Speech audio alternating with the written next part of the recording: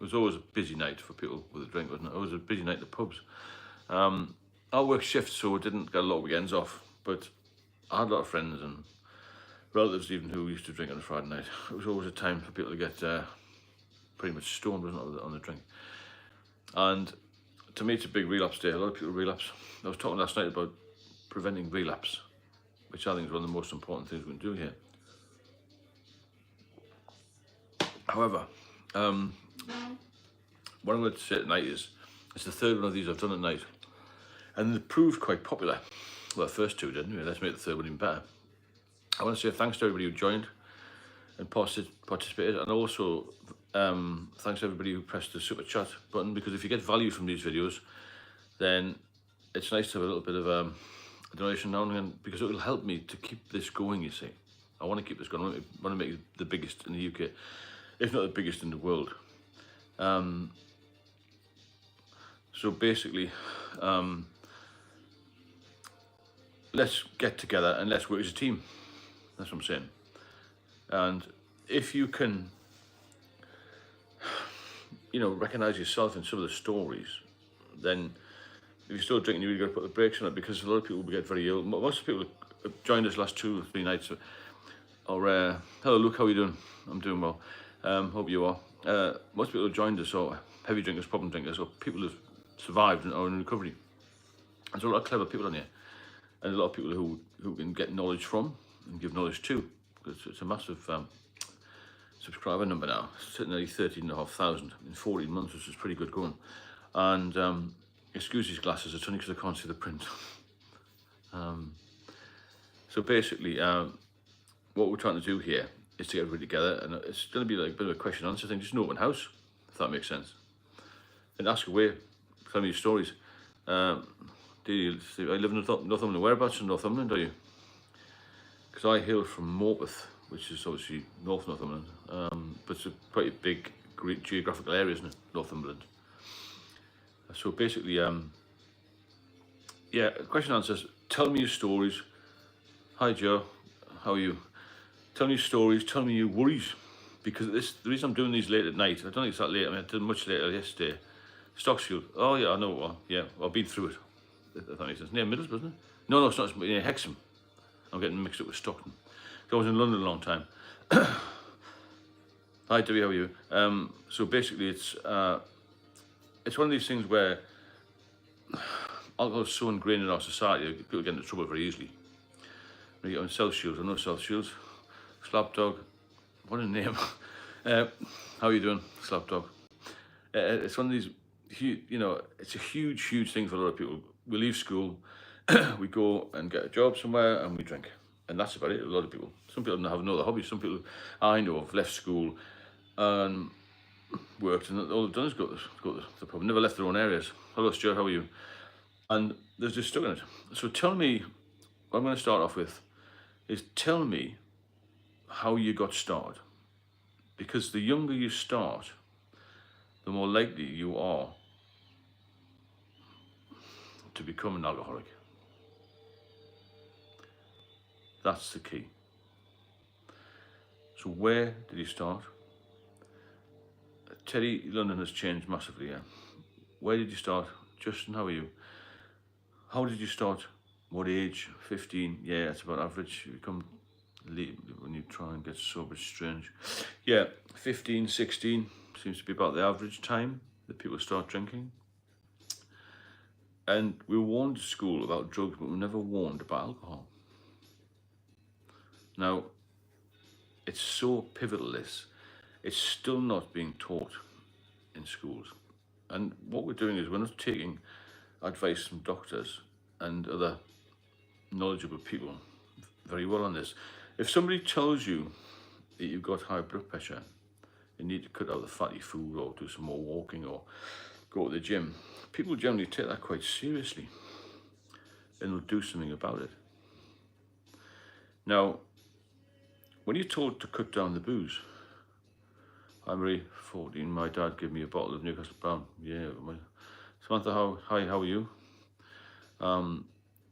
When you start when you're young, it's ingrained in society, and you start to drink and it becomes a habit and it becomes an addiction. This is the problem, you see. 15, a lot of 15s coming in here.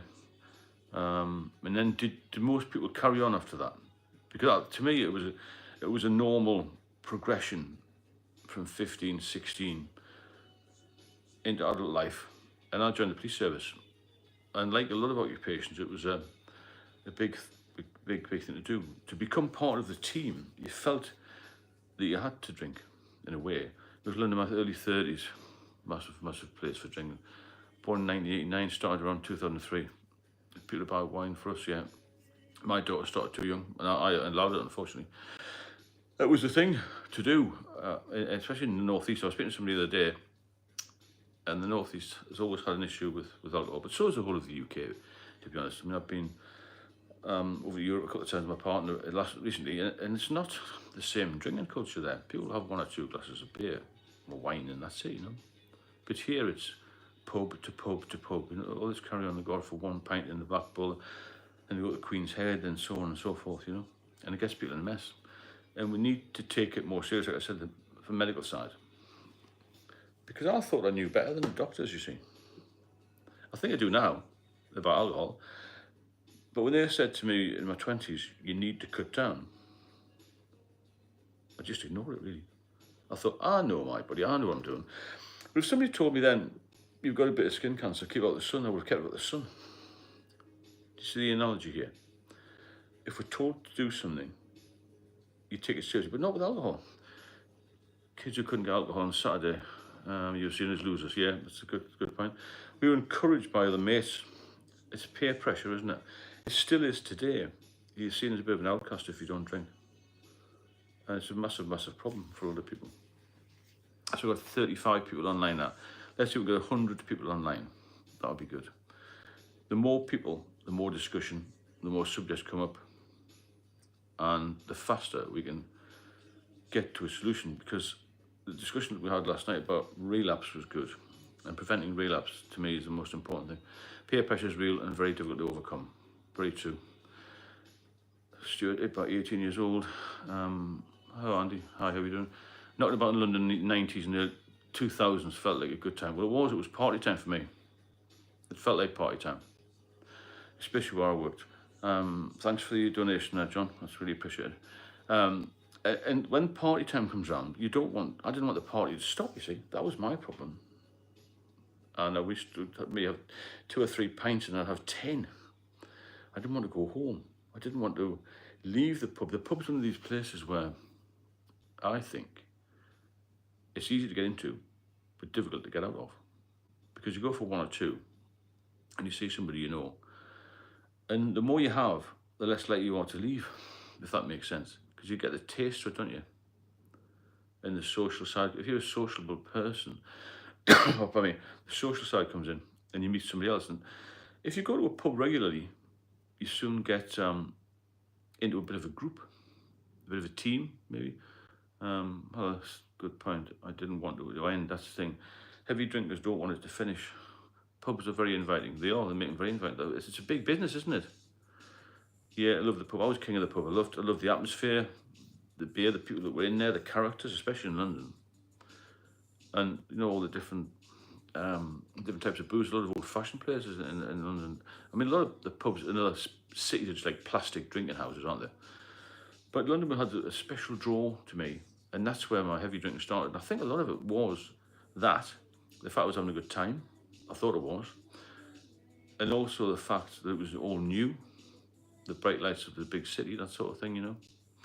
There's a lot of reasons that people drink. Mine, I think, was social anxiety when I was young. I'm confident now. But when I drank and I had hangovers and withdrawals, I was very, very dour, very miserable. I lost my confidence when I was drinking really heavily. It wasn't good at all, you know. So what went about this relapse? Somebody came up with a good idea last night. This chap called Mickey from the States. He said, wind the tape forward. And if you fancy drinking, you've been off for a while. May I ask what your position is in the metal? I didn't drink on duty. I'll private message you regarding the other stuff. Mickey said, wind the clock forward. Most of the 80s was in the print trade. Oh, it's massive drinkers, Russ, the print trade. And, you know, it's not something like it. Solicitors drink a lot. Medics drink a lot. There are lots of different professions drink a lot. The forces in particular. I feel bad next day now, but then I didn't. I loved it. Yeah. As you get older, the hangovers get worse. And when the hangovers go from, Deborah, go from feeling rough to actually withdrawing and shaking and things, that's when you need to put the brakes on. It's massive. If you get some value out of these videos, and please look at the super thanks, super chat. These are quite new to me, these, so nothing's going to be polished. I think it's quite informal, and that's probably the way it needs to be. It needs to be like an online sober meeting, but not as serious as the AA. I don't know if anybody used AA. I tried it twice. It wasn't for me. I didn't take to all this 12-step thing in the higher power. I didn't know what that meant really, and it was all a bit confusing. I found it was sort of semi-religious, you know, it wasn't really good. Joe Lake and 2-day hangovers, yeah. Hangovers become worse as you get older. As you get older, your body breaks down, isn't it? You can't cope with as much of this poison. That's what alcohol is, it's poison, pure poison. And the amount of people that try and get you to drink when you're off the drink is incredible. You get a lot of jealousy from people you used to drink with. Caroline, hi. Hangovers affected my body. I felt rough. Now they affect my mind. Well, that was the other way around. I think I was more affected mentally initially, and then the body started to break down. I had all these symptoms. But whatever stage you're at, and whatever age you're at, you can stop. And I tried to stop and had seizures. I was a little bit more further gone on than most people. I was more ill.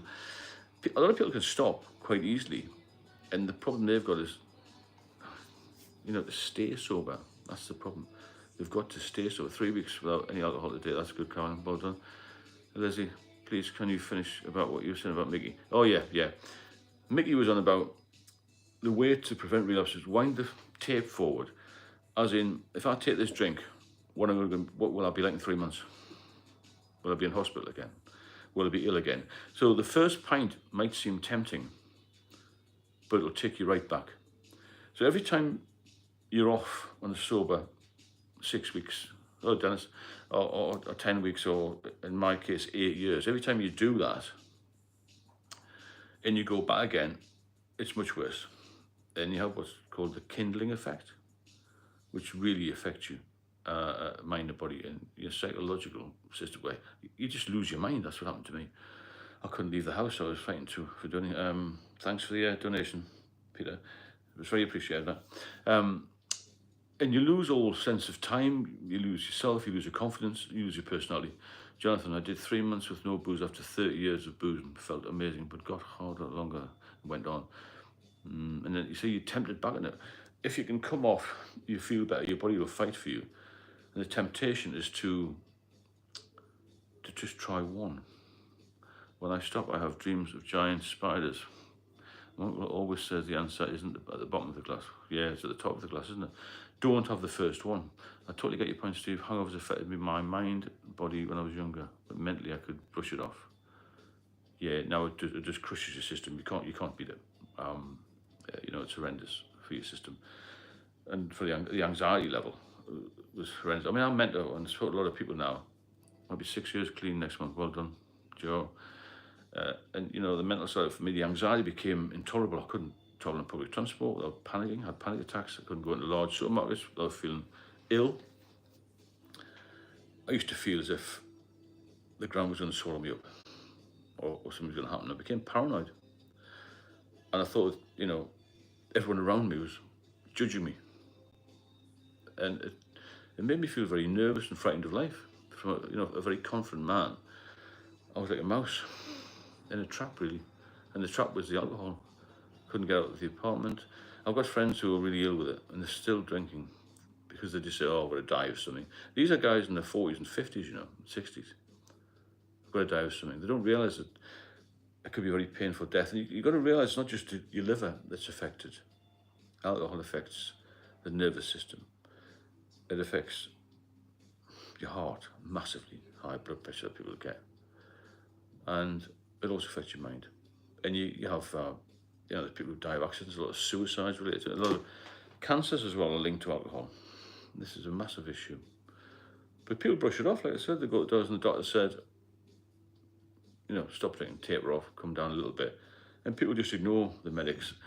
I think it's only people like myself who've been to the bottom of the bottle who can actually advise you properly. I wish I'd looked into it further a few years ago when I was getting really ill with it.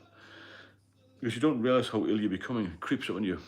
And then eventually you get isolated and you're drinking 24 hours a day. And that's when the body just gives up completely. And that's when most people die. And I'm very lucky to be here.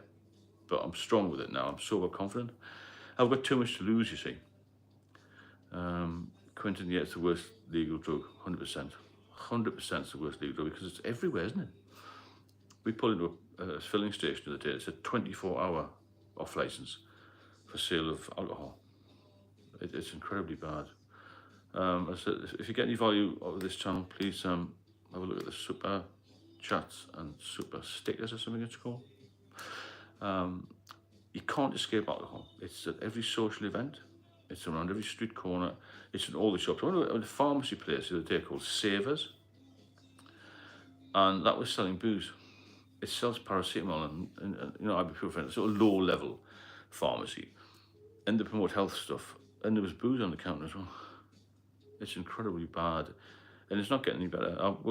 I did some time with an alcohol care team the other week with a specialist nurse and a doctor, and they said the number of people with cirrhosis of the liver is increasing amongst youngsters because youngsters aren't drinking as regularly, but they're drinking more or stronger beer, or they're drinking cocktails or wine or spirits and that sort of thing. There's so many elements to this. It's a destructive cycle. Drinkers die young. So true. If you're dependent on alcohol, you will probably die 20 years sooner than the general population. But also in that time, what will happen is your body will break down. You need more care, more attention. Other things will go wrong. You won't be able to do anything when you're 60 or 55. You'll become housebound. I've got a friend who had an accident. He fell over, broke his hip when he was drinking. And he'll never walk again. He had previous strokes, he kept on drinking. I don't take any medication at all. All the guys I know on the boozer, I've got medication for blood pressure, every single one that's over 55. And they keep saying, well, I'm not as fit as I used to be. You can get fit again, you've got to eat correctly. You have to exercise. You have to have a positive mindset. And above all else, you've got to stop drinking. That's all you've got to do. It's not like having going for an operation, you're going to have your leg chopped off. You're going for a heart surgery. Jonathan, we've got all smoking adverts banned on TV now, but booze still high on the list, and they wonder why. Well, yeah, it's big government receipts, isn't it? Massive amount of money. How does liver cirrhosis work? Can it occur even long after you have given up? Yes, cirrhosis can come back. Well, it doesn't come back, it progresses. If the damage is done young and you don't do something about it. When giving up alcohol, we crave the buzz. That's the thing, you crave the buzz when you're older, what you have when you're 21, and you're not going to get that back. That chapter is finished now.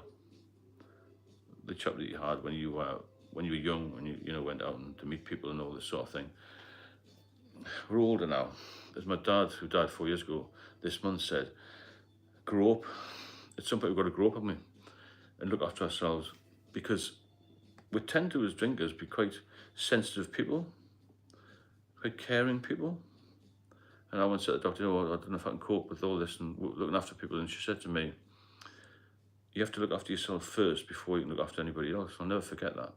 It's quite a pivotal moment in my drinking. And it's one of those things where I thought, yeah, she's right, she's spot on. Skipped over my comment, brilliant. I didn't say it, Jay, can it repost it? I'm 39 and need to start taking care of myself. Chasing the first high. There's more people join us, the comments come faster. Alcohol is just a side effect of what went wrong with us, true. People drink for the buzz, not the taste. Yeah, of course they do. Because you think back to your first drink, your first few years of drinking, when you got this high, but you could get up for work the next day because your body could recover.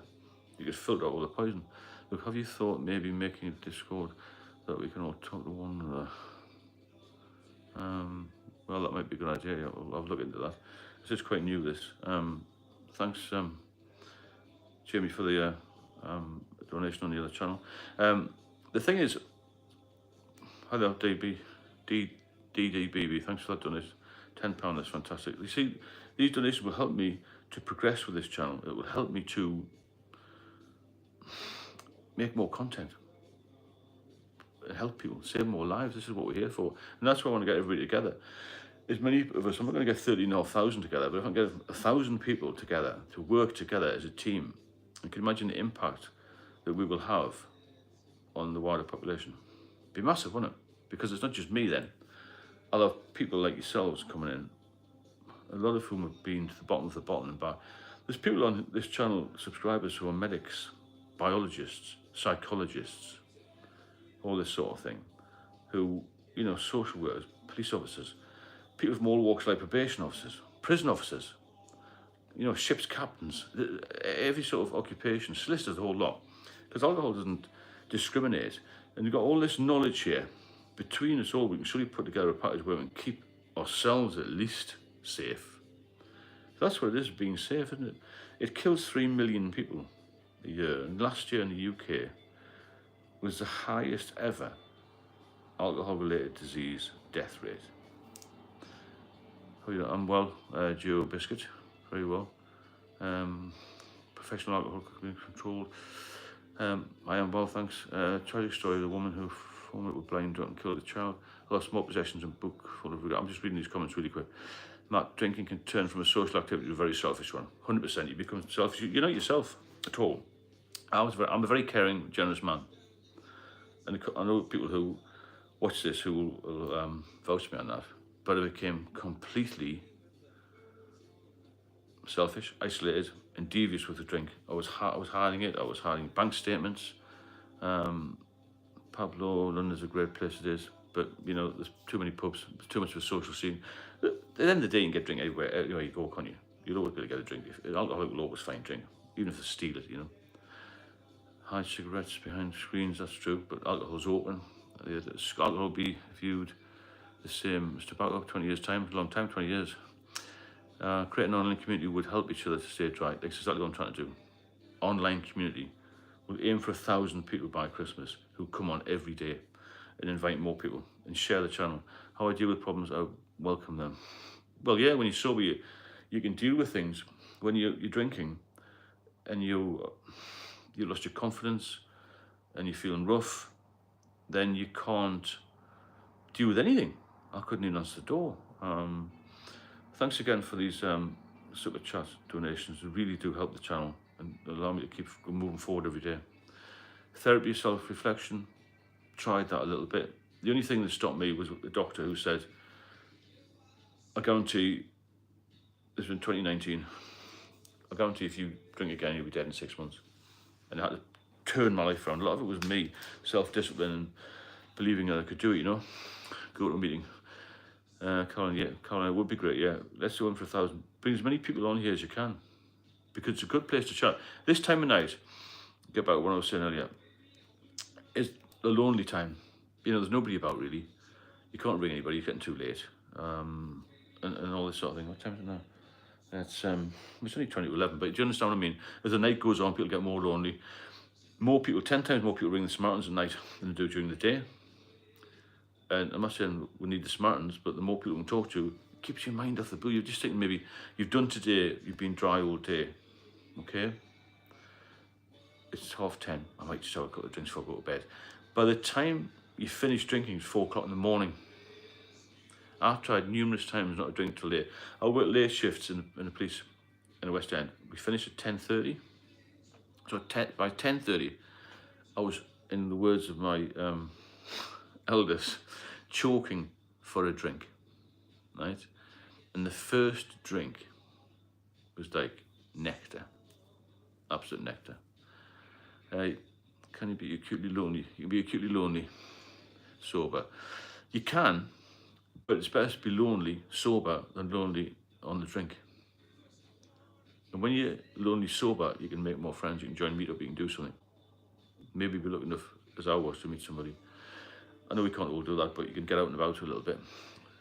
Only sober since Monday, one day at a time. Yeah, Kevin, if you need any help, go on the description part of the videos, and there's a link there to some support network that I run.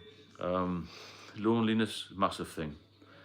It can trigger all sorts of things. But Like I said, you're going to be ill lonely. It's not good. I get triggered around 5 o'clock personally, but I will drink until the early hours. That's the thing.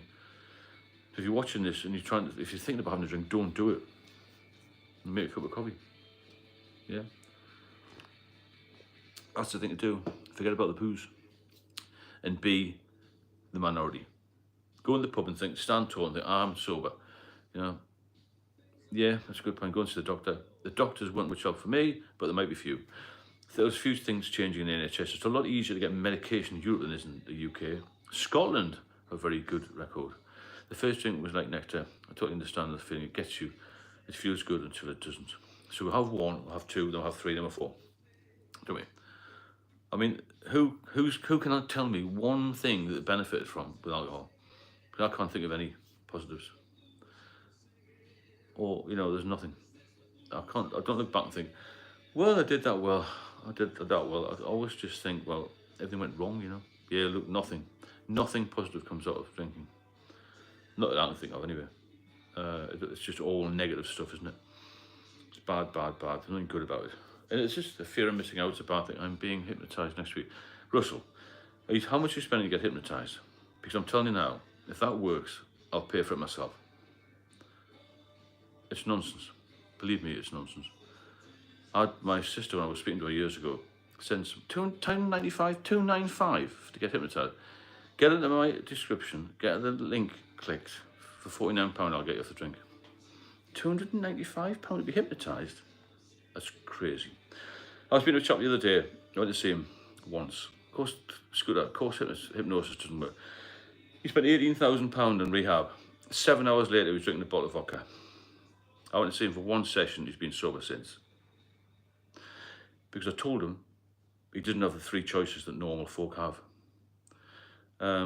Which are to drink yourself to death, to stop drinking, or to be a social drinker. And we've lost that ability to be a social drinker. We can't do it. That's the thing. It's a total con hypnotised. It's a total con. Jesus, I mean, the amount of people that make money. Let's say if you get benefit from this channel, you get some value from it, please hit the super chat button. It's always welcome to get that, and it helps me keep going, get more equipment, better sound stuff. Hope this sounds okay, by the way.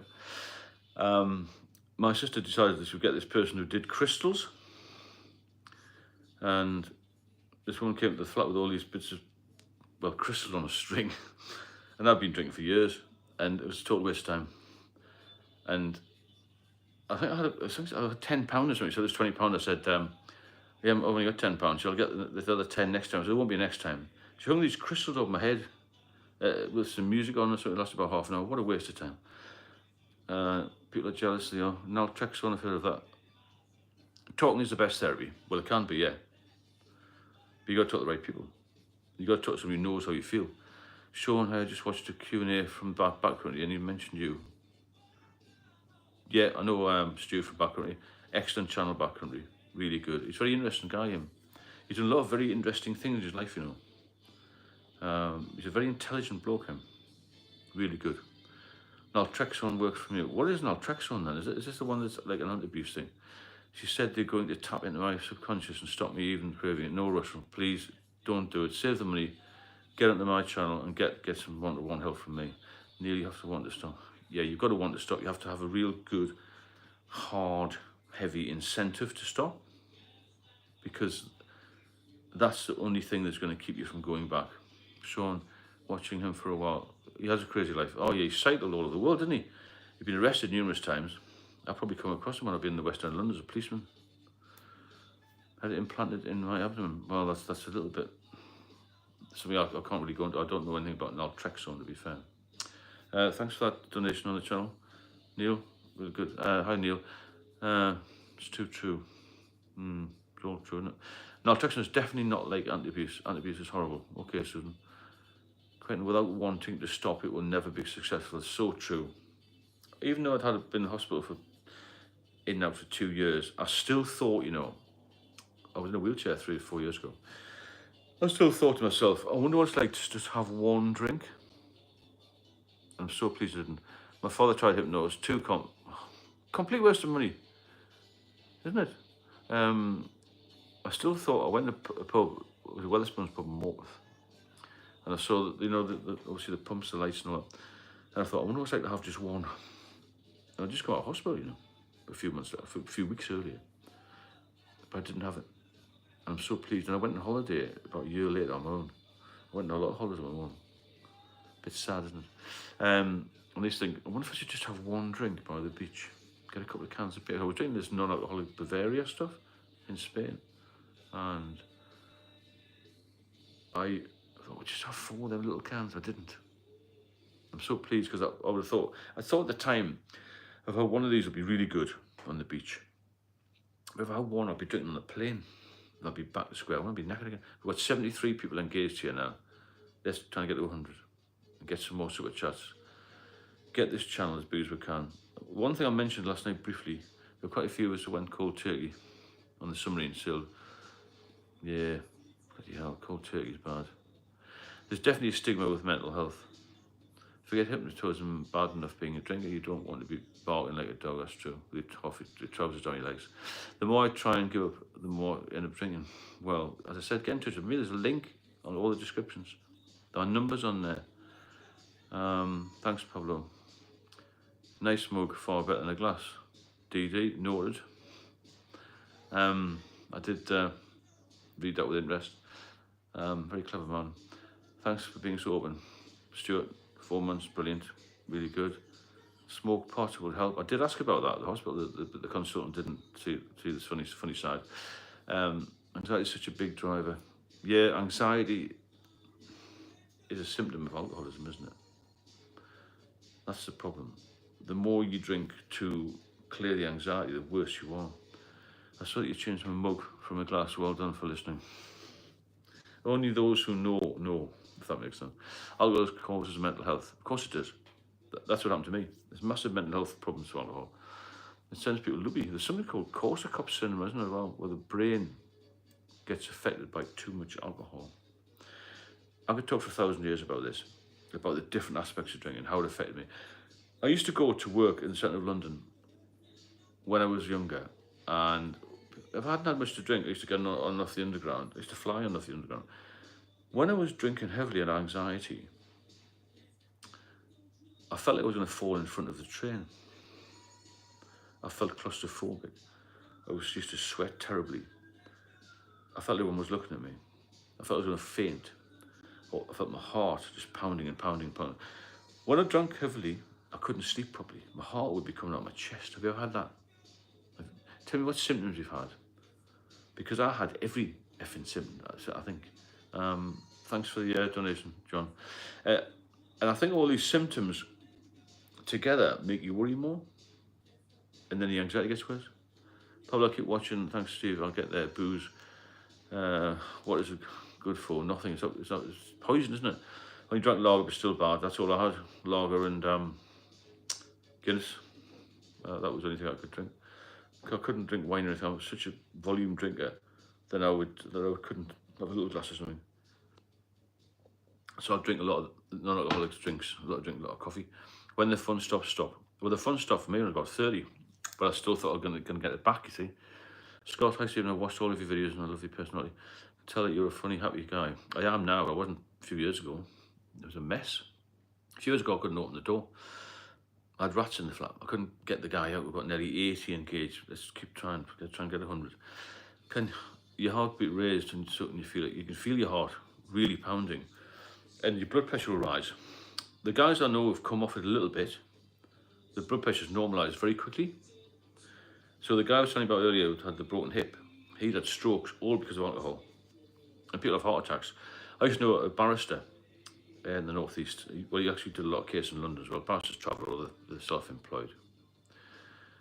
And he used to drink pints and pints and pints of Guinness very quickly on lunchtimes in the recess of the court.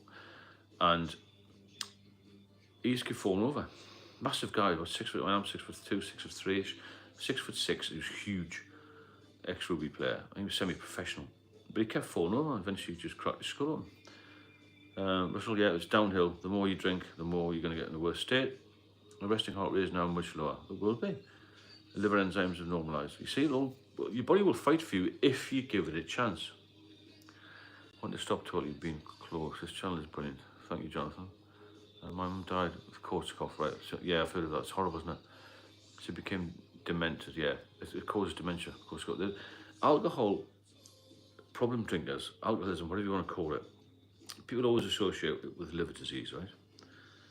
But there's so many other problems that come from too much alcohol, even just on a drink drive.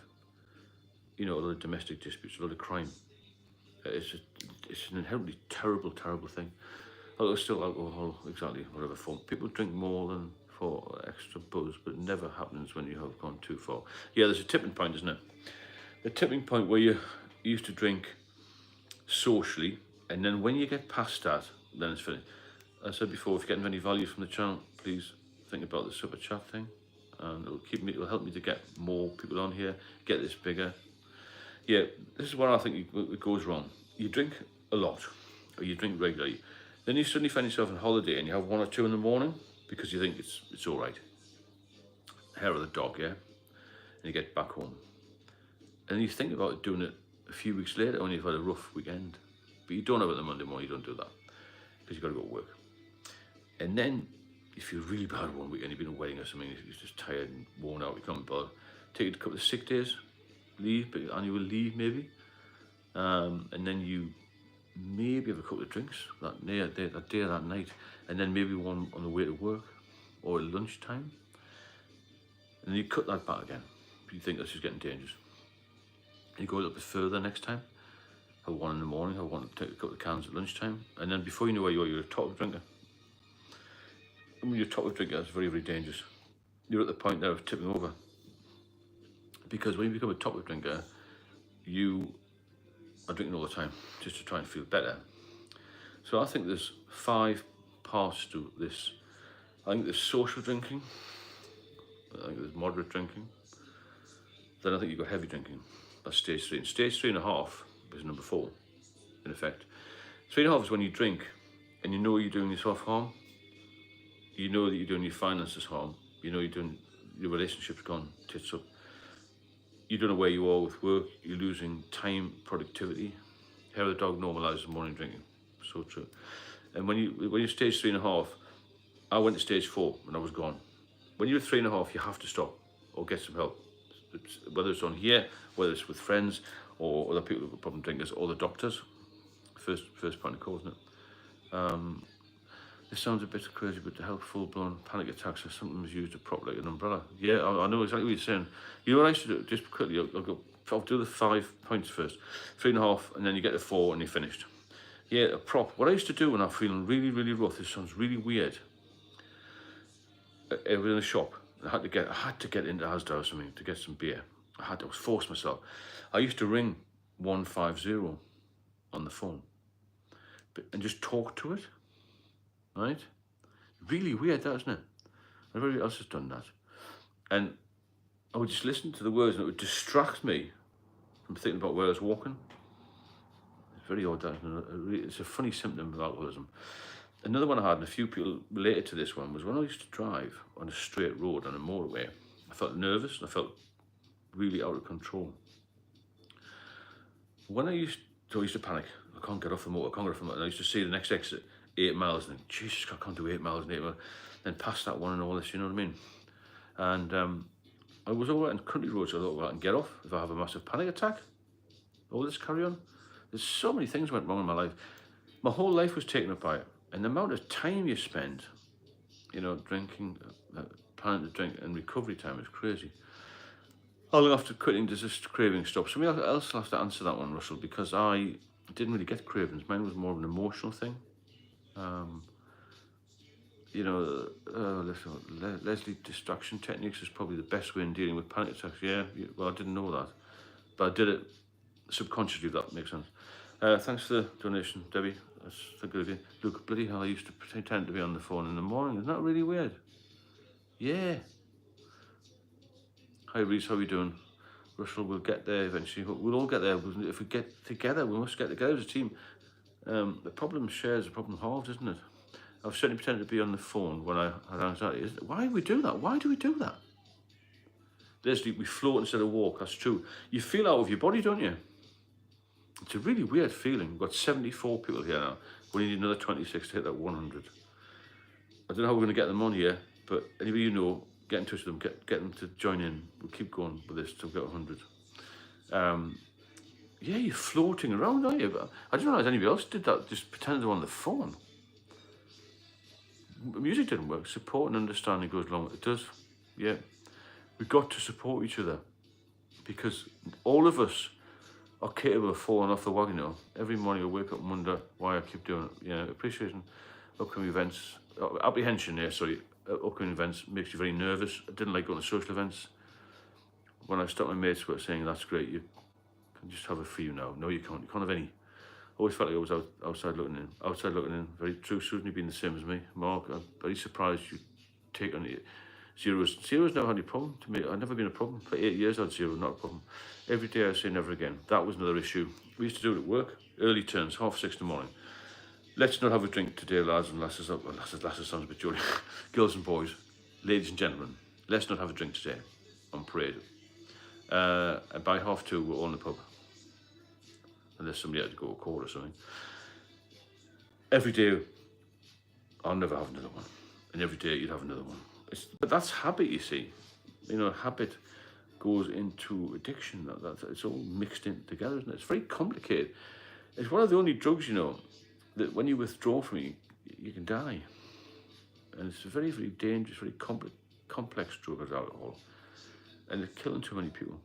We've got now 75. Come on, we need 25 more people to make it 100. That's not going to make a lot of difference to me. It just means that we're getting 100 people engaged, right? Sober 18 years, it's great to be free and have choices. 100% it is, yeah. I just keep saying I need a few days under my belt to get some momentum, but that's saying a long time, fair enough. Please hit the super chat button if you're enjoying this, and let's support the channel together if we can and keep it going. What I was going to say was, if we can get 1,000 people engaged, we should hire a hall somewhere. Well, I'll hire it. And get us all together to have a question and answer thing, or like an on-stage thing, you know, get a few people who are really knowledgeable to chat. Don't gravitate towards other addictions after quitting. That's a good one. Some people I know do go gambling and that sort of thing. I'm shy, don't talk to my family about my drinking. This helps. Also very scared. Well, you will be scared, observer. Get onto the description part of this channel. On any of the videos, there's a link to support. There's also my phone number. You can just send a WhatsApp. Yeah, soon we can arrange that. Let's work on that for early next year. What is an alcoholic? An alcoholic is somebody who relies on alcohol, basically. I've already done gambling. Gambling's no good. There's only one winner. I have a funeral coming up and going to the church service and straight home after. Going to the pub would be suicide. You can't go to the pub. You can go to the pub and have an orange juice or have a 0% beer. But to go and participate in glasses of wine. I had a good friend who sent me this doctor. He said, try and get it to see this doctor, because she was good apparently. And she told me the story about a friend who was also a GP. After 25 years sober, she had some champagne at a New Year's party and she died very soon after. She was an alcoholic. Been off for 25 years. I'm in Australia, but planning a visit back to Dublin. Oh, well, maybe sort of went to Dublin, you don't know. If it gets big enough, you know, the sky's the limit. Relapse is dangerous. It took me 3 years to get back off it. That's the problem. Football, but it's your job before, but so you must be professional. Gambling, that's different, I think.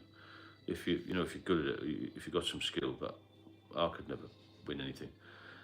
I think if we get a big enough group, we can be quite powerful here. Even approach the government, you don't know. I can't do it on my own, can I? One person. Food, you're obsessed with food, yeah. We're 74, let's keep pushing, get some more people involved in this tonight. Because Friday night, there's loads of time yet. Nobody has to run to bed.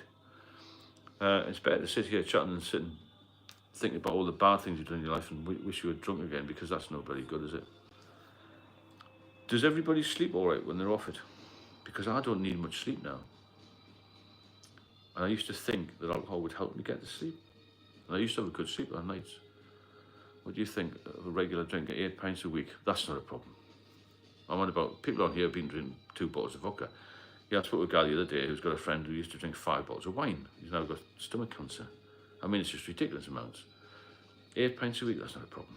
I mean, I'm talking about people, I used to drink 20 a day sometimes. 20 pints longer a day. And the guys are mentor and support, and on the girls, they're drinking massive amounts. I normally have 1 or 2 day blip every 100 or 200 days, and it ends terribly. battery. So why do you go back on it? What triggers you to start? There must be something. 2 to 3 bottles of wine a day, Susan. It's a lot, isn't it? What sort of physical symptoms did you have, or problems? No sleep is a hard thing for me at the moment. Day 8, Neil. Well, that's early days. Keep pushing.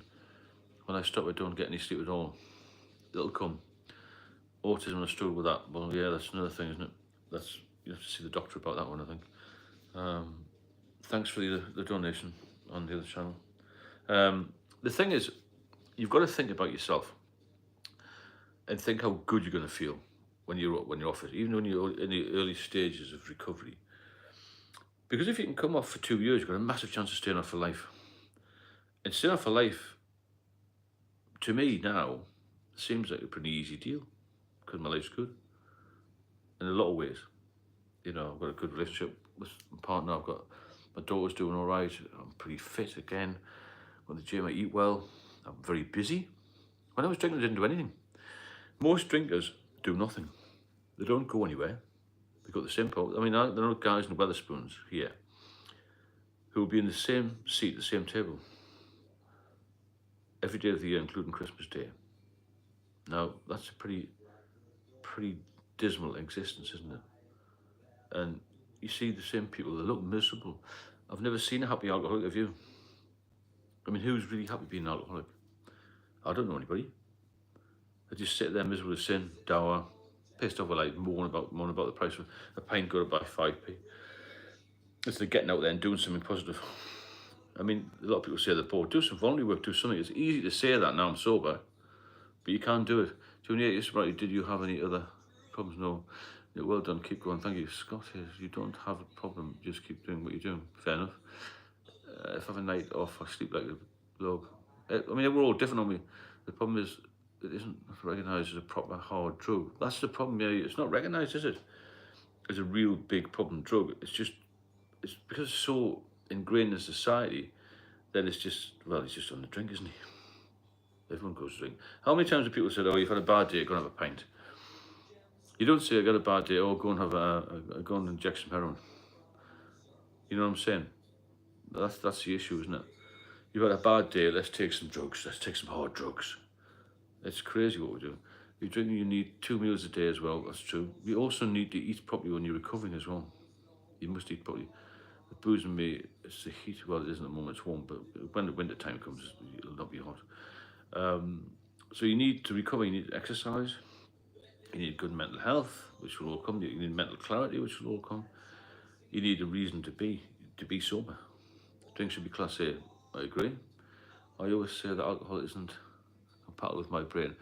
Yeah, you've got to be, when you're confronted by people and peer pressure and all this, social pressure as well. People say to you, well, why don't you drink? You know, you're an alcoholic. Just tell them, just alcoholic's not a very good word. Just say, I don't like drinking, and ask them, why do they drink? That's another way to turn it on its head. When you get a bit more confident, that's what I do. So we said, oh, you're a bit boring now, you don't drink. I said, God, fuck to be honest with you. I have a much better life than people are drinking, I know that. You know, there's all these different things that will come up in your life. But once you get to the point of being sober, your life will open up, it'll all change. I feel better now than I did in my 20s. So I was drinking then, in my 20s. So, you know, why am I feeling better now? Because I've got everything going for me. And it would have been much better to stop years ago, but I haven't. And you can't turn the clock back, but you can wind it up again. That's very important. And I think we can wind this channel massive. And if we keep sticking together and have a solid goal to get everybody at the same level, I'm not going to drink again. To say to somebody you can't drink ever in your life is a massive emotional hit. But if you say you don't have a drink for 24 hours, it's much easier to break it down into small chunks. It becomes a socially acceptable. It's very socially acceptable, yeah. That's the problem with it, isn't it? It's too socially acceptable, and so everyone thinks it's all right to drink. It's all right to put ethanol in your body and kill yourself. Another thing is it's like a slow suicide, isn't it? Slow suicide is what alcohol is. And it interrupts and disrupts your whole life. It's encouraged. Quentin, yeah. Is alcohol encouraged? I think it is. I think there's too much emphasis on how good it is. It's over glamorized, isn't it? You know, you associate alcohol with success. People win the lottery, F1 drivers win a race, everyone's got champagne on the go, or whatever it is. The horse races, Wimbledon, the whole lot, all the sporting events, football, rugby, cricket, everything. And they always have a drink. And it's one of these things which is just there for everybody to dabble with, isn't it? And I mean, the pricing thing in Scotland's made a bit of a difference. But if a heavy drinker wants to get alcohol, you get it somehow. Can you talk about the 2-year sobriety level and why you've got a chance of staying for good? Yes, Stuart, yeah. When you get 2 years, for some reason, this is all statistical stuff, you have a really good chance of staying out for life because you get used to it and you get to the point of falling in love with being sober, and you don't want to go back to the bad old days. So somebody said to me, you can have £10 million and go back for an hour to where you were, I wouldn't take the money. I'd rather stay sober because I love being sober. I don't want to wake up with a bad head, with a dry mouth and feel terrible and feel guilty and feel, God, I don't know what's going on, or to text the wrong person or to do something stupid, to lose my wallet or whatever it is. You know, the crazy things you've done. Or forget what the night was all about, that sort of carry on, you know. I want to wake up sober, I want to wake up fresh. And you also enjoy the finer things, or through the small things in life. The times I've not drunk, you know, your story of burying booze in the woods. Yeah, it's true. Where do you hide booze? What was your most unusual place? That's a good question. Your most unusual place for hiding booze? Because people come up with some ingenious places, don't they? Ingenious. If you get anything out of this video, if you benefit from it, you get any value, please hit the super chat and the super sticker button, and it will help me to carry on with this. I want to carry on with it. It's a good thing to do. I don't know about the time. Give me some times you'd rather me post, or are you happy with this time of night? But I said before, it's a very lonely time for people, and people get down when there's nothing to do, because the TV is a bit boring, isn't it? I don't watch much TV. You listen to a bit of music, but you can't really talk to anybody, especially if you live alone. I used to hide mine in the washing machine, all over the place. The washing machines, in the car boot. Garages are the best, because there's so much nonsense going on in the garage. Nobody uses a garage to put a car in. It's full of old equipment, isn't it? All lawnmowers, people keep hiding was bad for that. Garage cupboards, laundry basket, yeah, everywhere. The problem I had with hiding was I used to drink bottles of beer. It was a hell of a job carrying it all about. I've terrible flashes of me destroying my sister's wedding party. You see, the bad thing. What's the worst thing you've done drunk? I mean, the worst thing I've done is embarrass myself, I think, by winning dancing competitions and things. They're quite funny stories, really, I've got, but I'm sure there's some horrendous stories about people getting arrested and all that sort of thing, fighting with people they shouldn't be fighting with and all this kind of, and it's not good. I never had mine. It was an open drunk. Yeah. I mean, it was quite obvious I was drinking. I was an open drinker in that respect, but I used to hide it because I used to have to have a stash. I was always frightened of running out, you see. If you haven't got a stash, then your anxiety level will go up so high.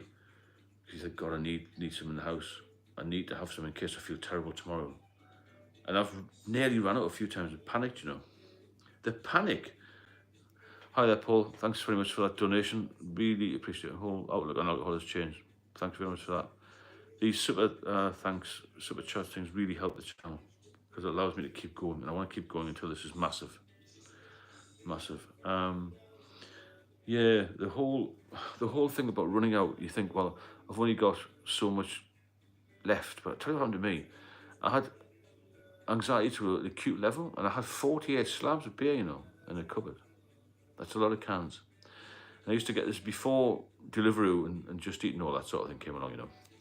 There was a company called Dial a Drink. It used to work from 10 p.m. to 4 a.m. They used to really take the piss on price.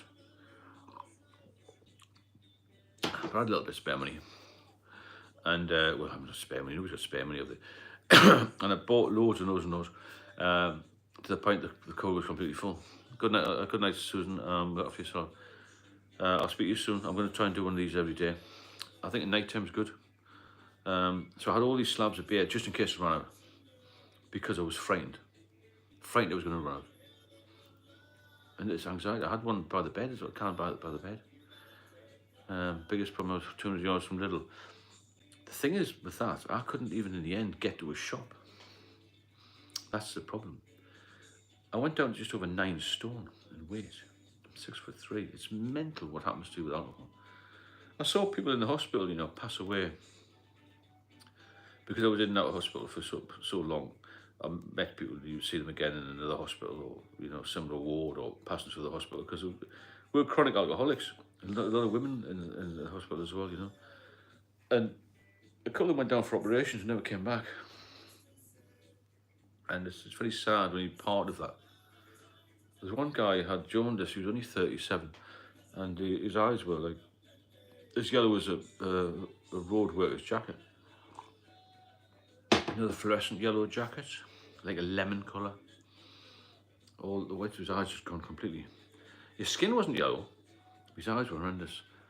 I'm thinking we're not going to Neil all work tomorrow. All right, see you, Neil. Take care. I'll speak to you tomorrow, maybe. So there's other people get jaundice. I had a friend, this is his name, just call him Tom. He was at the hospital with me. He's younger than me, 10 years younger. Now we both had the same liver consultant, and he kept on drinking a little bit after I stopped. He hasn't died yet, but I saw him a few months ago and he was completely yellow. Quite a tall chap like me, he must have gone about 10 stone. Wet through. He looked hideous and he had a walking stick. And I say he's 10 years younger than me. He didn't stop when he was told. He had the same warnings as me, same treatment as me, and he just ignored it. And he said, I saw him in the pub one day, he was drinking wine. I said, what are you doing? He said, oh, the consultant said I can have a few. I said, the consultant did not say you can have a few. I said, the consultant told me, if you drink again, you're going to die. And you had the same problem as me. It was just denial. So he'd gone out and had a drink. Another thing I've noticed, I've spoken to people about, is liver transplants. The amount of people who actually relapse after a liver transplant is quite frightening. Because they get to this point where they think they've got a new liver. Everything's going to be fine. But the rest of your body's damaged. You're psychologically damaged as well, And so he's had a liver transplant, who then relapses, is not going to live long. We know we all have a problem. It's good, observe it. It's very good to chat. That's why we're doing it here, and I think it's very, very helpful. Even though it takes a bit of time, and it's got to be done. And for a little few donations, we can make it massive. I want to make this the best in the UK, at least by Christmas. It doesn't have to be the biggest, it means to be the best. I mean, some people will have more subscribers, but do they engage like this? That's the thing. Or they're still helping people, I don't know. You can have subscribers on your list for years, can't you? I mean, I've got nearly 14,000 in 14 months, which is good going. And I'm doing a bit more all the time, adding different things on. I've got a book out as well, an ebook. It's only $5.99. Get the ebook. It's a good reference guide, Do you ever saw with DTs? I think I came close to DTs because I had the shakes and I used to have seizures when I used to stop. I wasn't aware that you couldn't just stop. Like bang, stop. And that was a massive problem for me. I used to get terrible shakes, terrible nightmares. DTs. Basically, DTs, you see things, you hallucinate. I've never had them. I think I've maybe had a touch of them, but nothing too serious. You hallucinate and you can't. Your body has fits and all sorts of kind. It's really serious. It can kill you. So can the shakes can kill you. So can seizures kill you. But Mr. Submariner there, can you expand on this DT thing? I'm not really an expert on that, to be fair. I've heard of it and I know it's very serious. Cramps, massive cramps in the legs. Huge cramps. I remember being hungover, not being able to swallow food. Jesus. In night sweats and seeing spiders, never done that. But I used to get a lot, I still get night sweats now, which is me. Thank you for the donation. Again, Michael. The thing is, it's not going to do any good long term. Even if you think, I'm going to just have a few, I'm going to be a social drinker. What's the point of being a social drinker?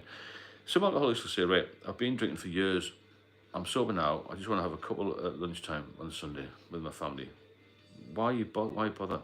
We're not like that. We're wired differently. I get the shakes sometimes, but you can get the shakes from other things. You can with diabetes as well. DT's horrendous, believe me, you don't want to experience it. Thanks to us a lot. I think I did. I think I might be on the borderline with DT's. Delirium tremors it's called, isn't it? And when you've had a liver transplant like me, not only do you have to stop alcohol completely, very many other dietary restrictions. Leslie, yeah, tell me more about this transplant if you don't mind, and how it affected your life and how it affected your outlook on life, if you don't mind.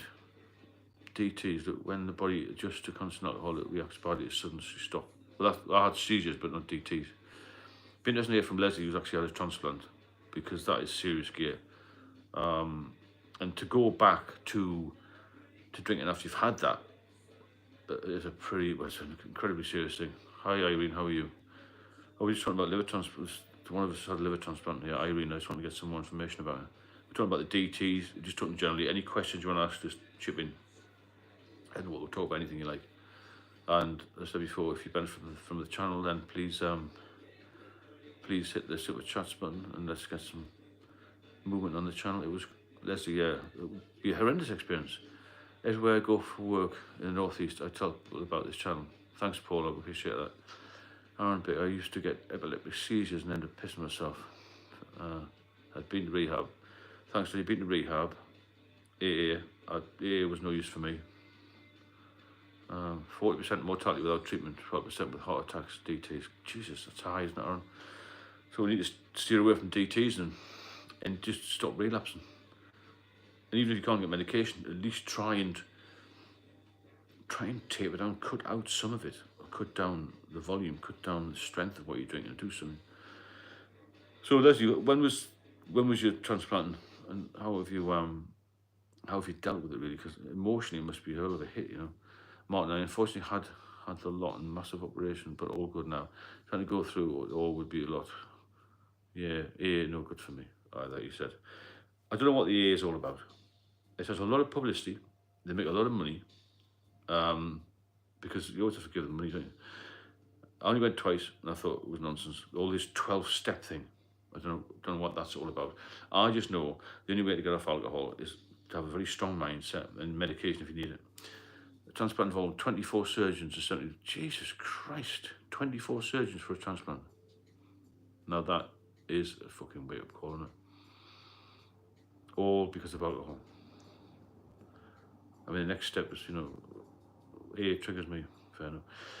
The next step before transplant, obviously close to death. I was close to death with decompensated liver disease. But now it's righted itself, it's compensated now. And I've been very lucky.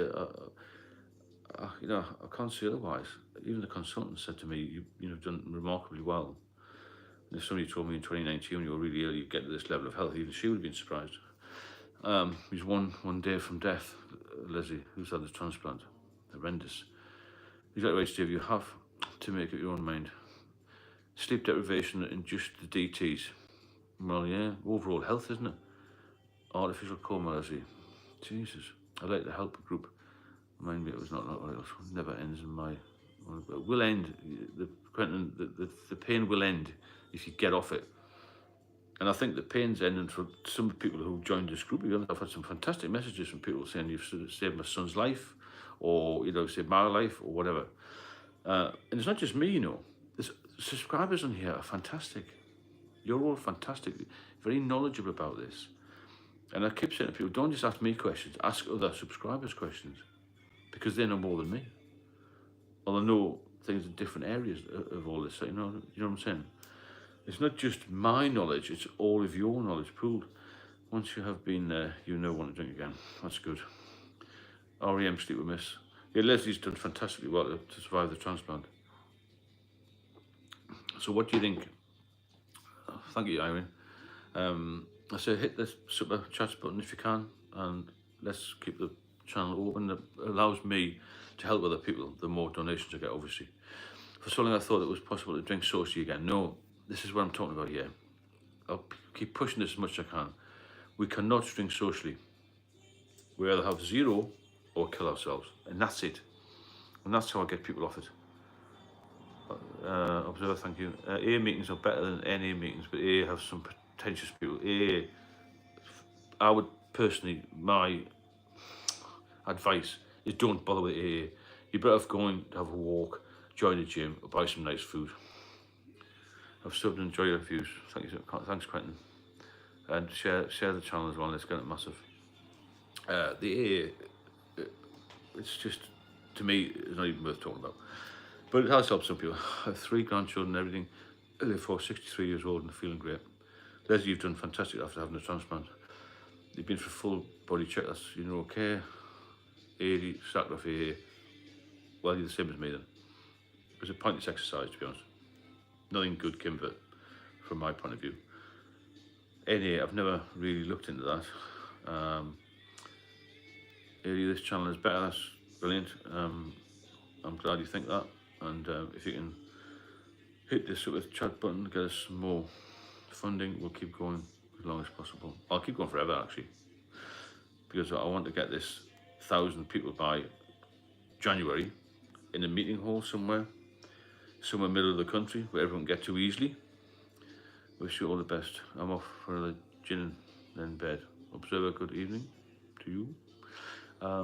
Get everybody together and then we all talk as a group, you know, face to face. It'd be amazing, wouldn't it? Just for one afternoon. A wants you in the book bubble and mind you what your wants were. Data is usually dependent on the amount of alcohol you have, like if you're on the beers every night. Well, I don't think I had the DTs, as I said. I had seizures and I had to be, you know, blacked out. Leslie, interested in food and cooking, weighed 51 kilos when I came out of hospital, now 60. Brilliant. Steve, delirium tremors or just shakes quite common in early stages. Okay, got you. Thanks, Marna. Well, I must have had them then. I always thought the DT would take your life. Observer, catch you later. Soft lad. That's good. You had a few jokes, didn't you, that night? AA is intimidating, being sat in a circle with 30 people. That was how I felt. I agree, Russell. I didn't feel at ease at all. I hope you feel at ease on here, because that's what I'm trying to do here, make everyone feel at ease. And, you know, non-judgmental is the thing. You know, what are your fears? What do you fear most about being sober? Because I've got no fear of anything. Well, not a lot. A couple of personal things, that's it. But as a whole, I'm fairly balanced now, as I was when I was young. And I think that once you get balanced and you can relax without alcohol, that's the key. You know, you're at peace then, aren't you? And that's where you want to be. You want to be totally at peace. You want to be completely relaxed. Extra Mara, sorry mate, but that's not correct. You may be thinking of tremors. Bat Country does good videos about delirium tremors. Yeah, Bat Country. I'll mention Bat Country because you mentioned me. And we do have a bit of chat now and again. Very knowledgeable chat, very interesting stories, like myself. DT is a serious medical situation. Yeah, that's what I've heard, Sean. As I said, I don't know much about it, but I have heard it's pretty serious when you get the DT level. My point is it works for some, but not for all. Yeah, fair enough. Sean has a very vivid explanation regarding the DTs. I don't know anybody's had them, or not severely, but I do know a lot of people who've died through alcohol in general. And I've just gone to the pub one day and they said, oh, you know, Ali's died. 9 months sober and felt exactly the same. That's good. Horses for courses. If it helps you beat the others, well, of course. 100%. If it suits you, go. Yeah, I'm just talking about myself. You know, and my bad, you're correct. It's a hard-word lesson that socialism is not possible. Yeah, this is the way you are. Geo Biscuit, this is what happened to me. I was so worried in my 30s the doctor would say you can't drink again. But it was my life, isn't it? And I was in hospital for 6 weeks with decompensated liver, and that's me. The thing I remember most was the itching. Terrible itchy skin, yeah. Something to do with the gallbladder, isn't it? The bile. No, not a problem at all. It's a very common mix. Yeah, you know, when you get to the point of you not be able to cope in life, it's not good, is it? Another thing I was going to do a video on this week was alcohol and depression, and how quickly depression will creep up on you. I mean, it's itchy skin. I'm sure it's something to do with bile ducts. All of this will normalise. I'm itching now when I'm thinking about it. All of this will normalise. There was a guy in hospital, you know, had the itchy skin, and he was scratching his skin so much that he started to bleed. And so the nurse had to put some sort of bandage thing on so he couldn't scratch. You know, you do it with a dog. Put like a thing over. And he was he'd never slept. Just tossing and turning and itching all the time. You get neuropathy from it. There's hundreds of things will go wrong when you drink. What goes right? Zero. But 95%, 98%, 99% of the population will drink at some point. 99% of the population will not take heroin or Class A drugs. Where else, or what else can you think about you can get in a supermarket or anywhere that's a social event or a shop or the cinema that's going to kill you? It wouldn't be sold with it. My old mate had his gold bar removed. Yeah, that'll have something to do with it. I'm itching again now. I find myself drinking to stop thoughts. How do you address this when you stop drinking? Right, pat a can. What you've got to do is you've got to learn, as I said, to relax without alcohol. Listen to some music, read a book, that sort of thing. Divert your thoughts. Same as I was talking about when I was feeling really stressed and panicky. I used to divert my thoughts by listening to the phone or the speaking clock or just ring somebody and talk nonsense to them because it would distract me. I used to do it in the car as well. Put the phone on speaker. Thanks for the donation, Peter. It was well received. So hit the super chats button if you want to donate. It'll help me to carry on with this, and I want to carry on. It's a good channel. It's saving lives. You're saving lives. You're the people who help me, because the more I interact with you, the better I feel. If I can help you, it's a bonus for me, it's a bonus for you, it's a bonus for everybody else. And you're all capable of helping somebody else. And it's a good feeling, when you help somebody. Look, it's so true when you're in the depths of it. Yeah, when you're in the rut of alcoholism, you just feel as if you can't get out. But yeah, the depression bit, it starts quite quickly. Because you start to feel rough. I started to feel rough, and I felt a bit down. And I started to feel I couldn't cope at work. A bottle of vodka a day to half a bottle a day, that's good. When you cut down by 50%, it's a massive amount. But don't do it too quickly. So you get a bit depressed because you're not feeling well. Maybe you don't get that promotion because you haven't been performing as well. You get a bit more down, you've got marital issues, a bit more down, you'll have financial issues. That's a big, big, big downer for a lot of people. And then you set this spiral off, don't you? And things come down faster than snow off a dike. Maybe lose your job, because most of us are one paycheck away from, or 3 paychecks away from losing the house, aren't we? Even if you rent, you can't pay the rent, you can't pay the mortgage, whatever it is. Next thing you're looking at, sort of accommodation we don't want to be. I mean, your mood is down. Your mood will be down because no one feels in a good mood when they feel like rubbish, do they? It's one of them things. You've got to feel positive about life, and to feel positive, you need to be healthy. It helps, doesn't it? I mean, I push myself to the gym most days now when I get a chance. The hardest part is the gym is getting there, isn't it? Everything will improve when you get off the drink. Nothing's going to get worse. And like I said, financially, you're more stable. Your mental health is better. Your skin's better. Your body's better. You function better. You can do everything better when you're sober. But we still go to the pub. If I walk past a pub tonight, it'll be packed, wouldn't it, tomorrow? I mean, tomorrow's going to be the hottest day of the year. It'll be absolutely mobbed. The Wetherspoons places will be open from 9 a.m. It'll be packed, especially those with outside areas. It's absolutely crazy what goes on in the UK.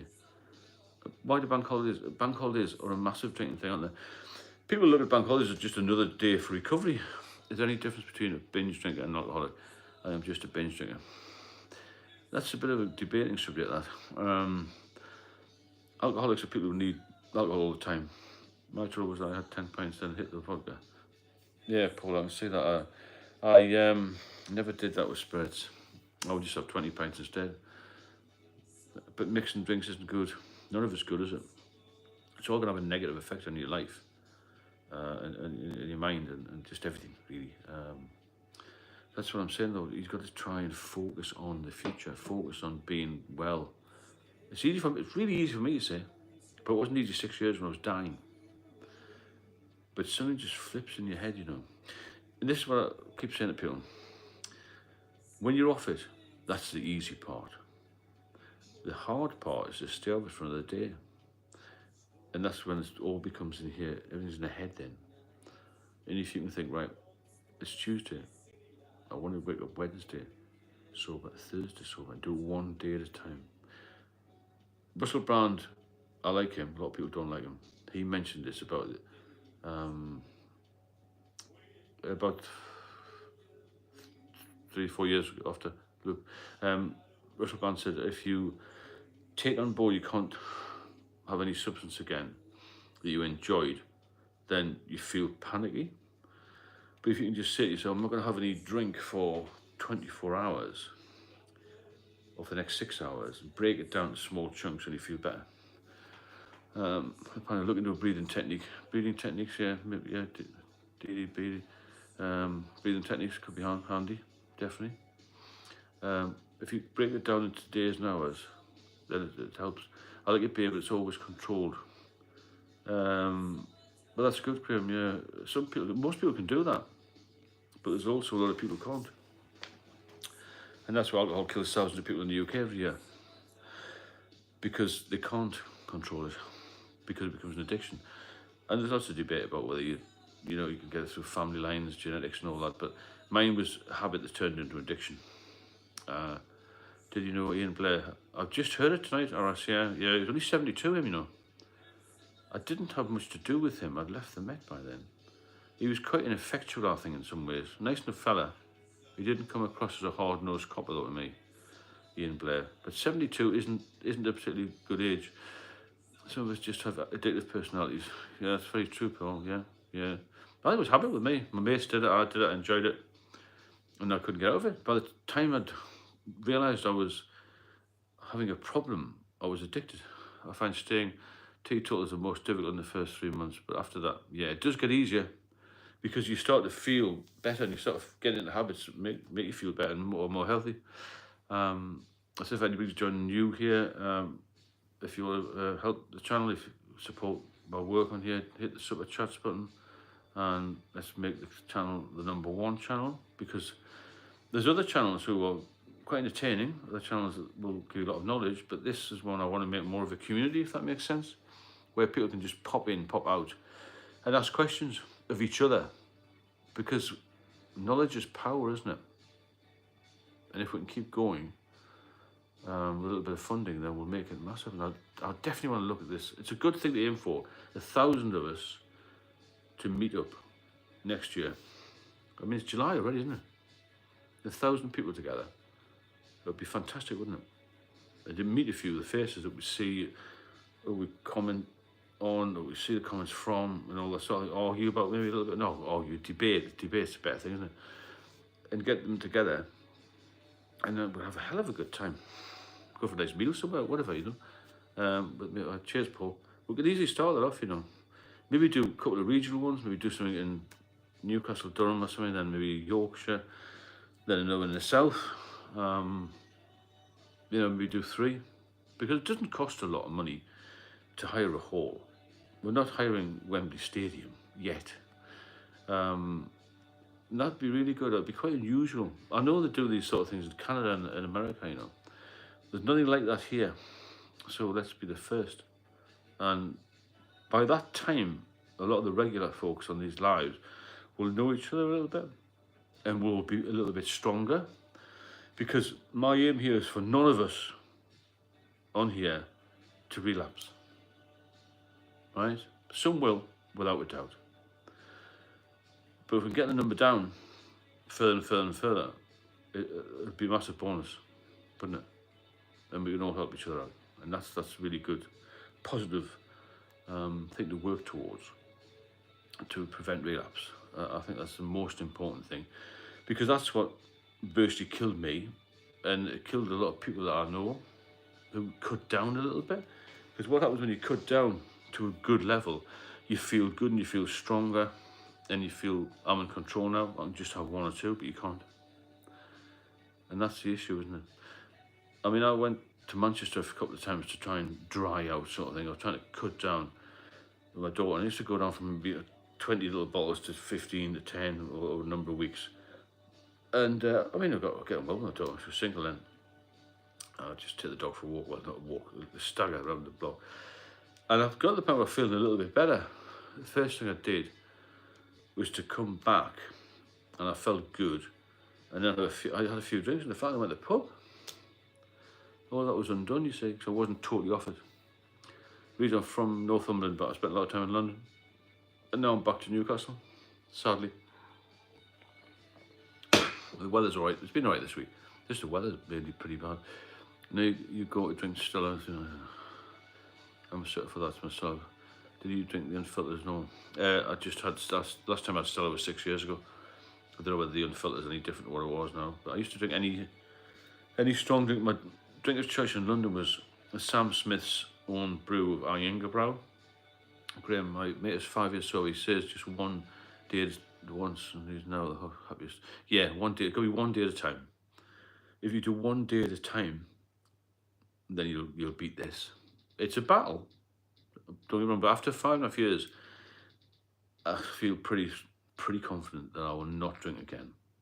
I've got no desire to, and that's why I drink zero, just for something. It's a bit of a habit. I remember my fiance keeps saying, you don't need to drink that. But I don't want to drink 6 pints of water either, you know, or 6 cans of pop Pepsi or orange juice or whatever. And it's a bit of a habit. It is a habit, but it's quite a healthy habit. It's not going to kill me. It's only 94 calories a can. If you have 20, it's a lot of calories, isn't it? But what I'm trying to say is it's not going to do me any harm physically. Well, yeah, midnight, kitty, everything in moderation. I think I'm past that now. I think most of the people on this channel are past the moderation stage. Steve, love your channel. Quick question. Did you and any serving officers turn up with alcohol on the breath? Oh, hundreds of times. Hundreds of times. In the 80s, 90s.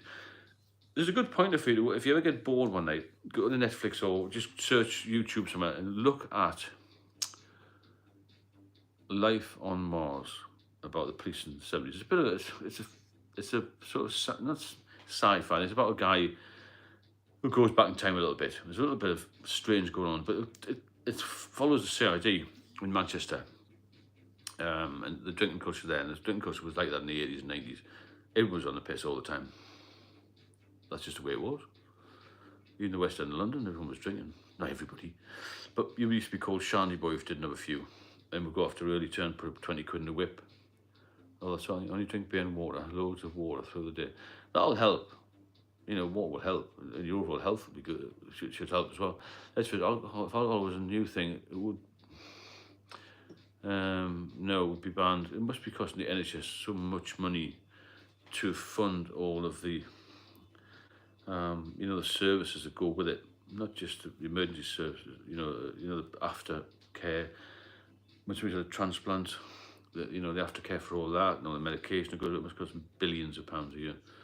And it kills so many people, doesn't it? So many people you. Thanks for the donation there, Peter, again. Hello, Mark, how are you?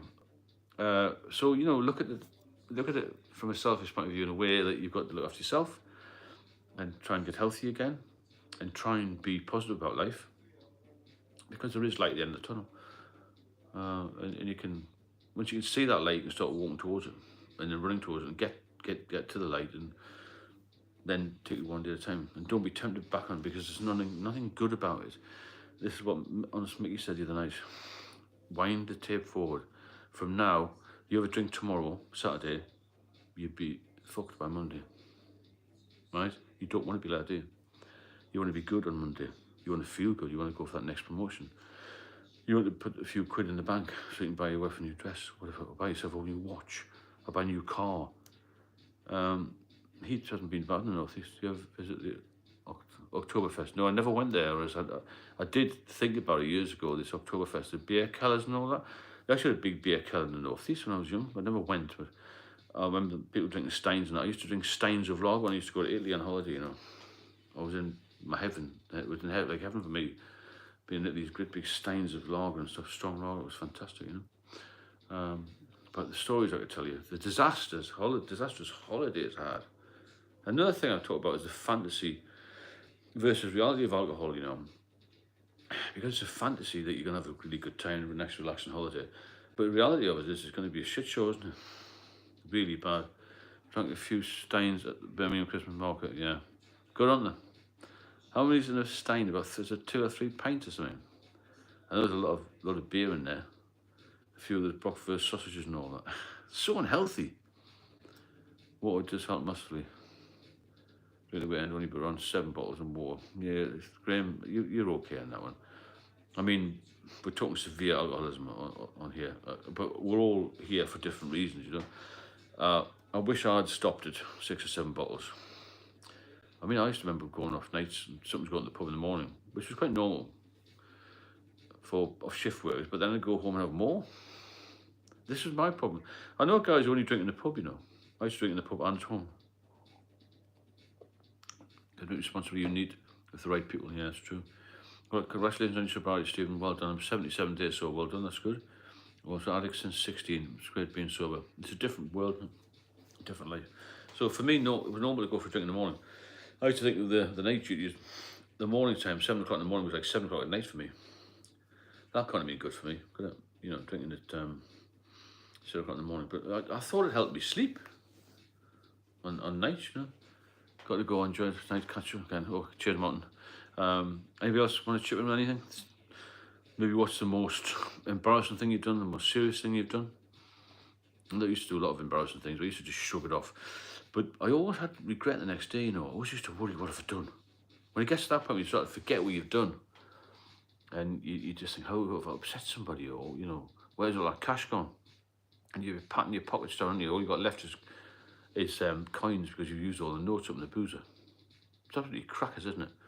The things we got up to. And embarrassing situations, dangerous situations. I ended up in some strange areas of London, all because of the booze. Brought my managing director's toe. Fair enough, mate, if he was a bit of a dick. The dread of what you might have said or done. Yeah, Mo, it is. Man was texting women pissed out of my head. Yeah. Not good, is it? Yeah, forgetting what you've done. Where you left the car. Did you drive the car? How did I get home? I used to know an alcoholic called Lance, he was called. He was an ex-military officer, right character. And when I was 30, he was about 80 then.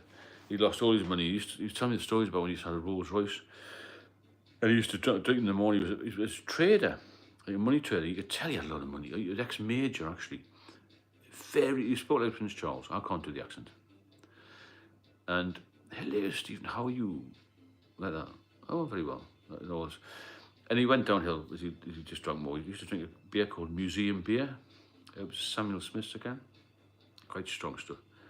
Good night, Mick. Speak to you soon. And he used to get on this, and he used to tell me stories about when he had this company and he had a Rolls Royce and all that. And then he lost it all through the drink. And he kept telling me about this beautiful ex-wife he had. I thought, oh, he's got a beautiful ex-wife. She was Maltese. And one day she came in the pub, and she was a beautiful woman. She'd been an ex sort of, not Miss World, but that sort of level, you know. And he'd had a fantastic life, and he ruined it all with drink, you know, because he got so used to getting him in the morning. He was high-level, high-functioning guy, and he'd have a couple of whiskeys in the morning, get onto the trading platforms all over the world and do deals and that. Very clever bloke. And but the drink caught up with him. He lost everything, you know. What an interesting guy, though. I used to like the pubs in London. A lot of interesting people. A lot of them fucked up with drink, mind.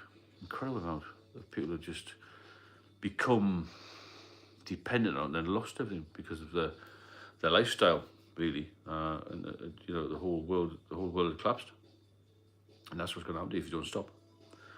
You've got to really focus on it, and you need to keep on. Reese, thanks for that. I say if you wish to support the work I'm doing here, then please hit the super chats button. Let's get the channel more strong as we can. Get some more filming equipment. Maybe do some outdoor stuff. Look at this higher on a whole.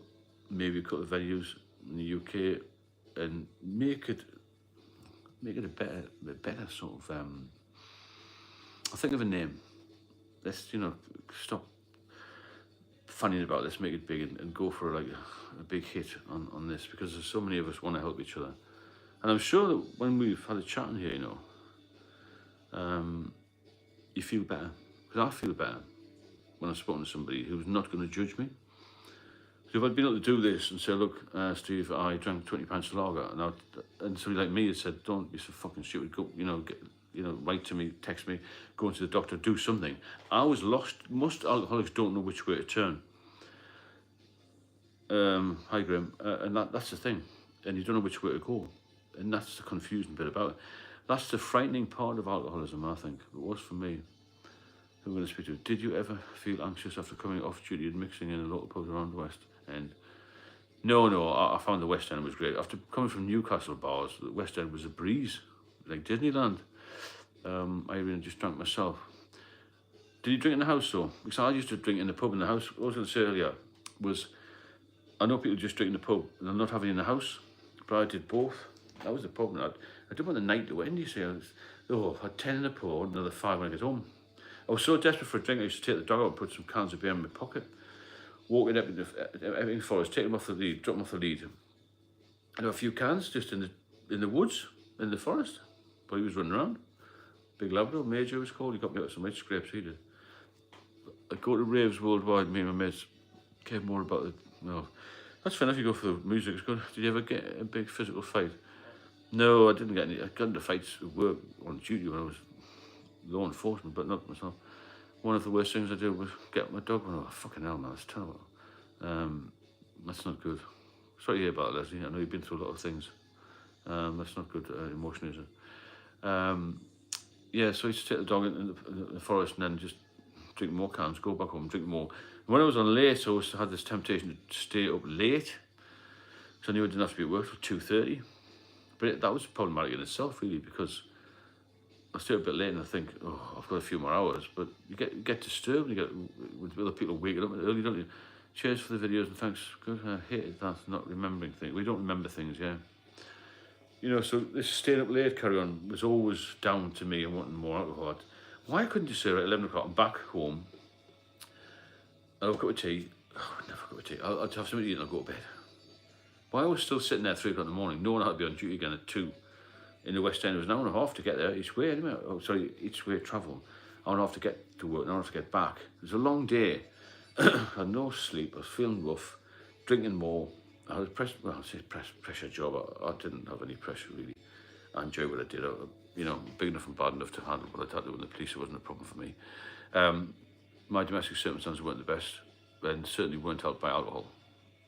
But there was an escape thing for me, really, as well. I escaped from what I was living in, and alcohol became my best friend and controlled me then. Did you ever get a panic attack coming off the booze? Massive amounts of panic attacks, Mark. Huge amount of panic attacks. As I said earlier, my main problems were anxiety and panic, and that's what took me nearly to the brink, really.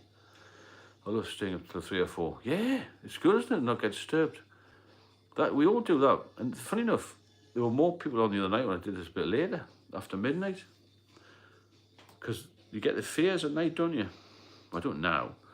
When I used to drink, I used to get the fears. I've got my own DJ room, mixed dance, drug and booze. Yeah, well, that's good. Well, if you can, this is the thing.